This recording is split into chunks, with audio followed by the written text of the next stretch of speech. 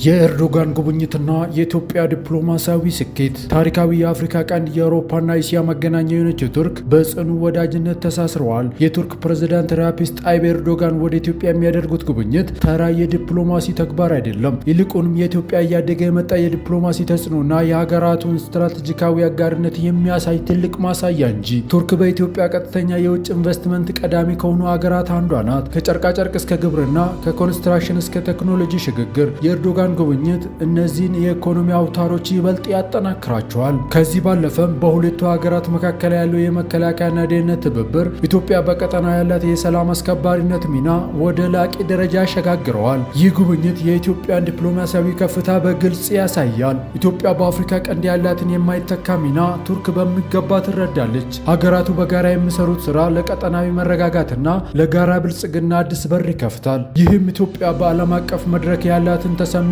ከፍ ያደርገዋል። የኤርዶጋን ጉብኝት የሁለቱ ሀገራት ወዳጅነት ከታሪክ ማደር አልፎ ለወደፊት ብሩህ ተስፋ የተዘረጋ ድልድይ መሆኑን ያረጋገጠ ነው። ኢትዮጵያና ቱርክ ለጋራ እድገትና ዘላቂ ወዳጅነት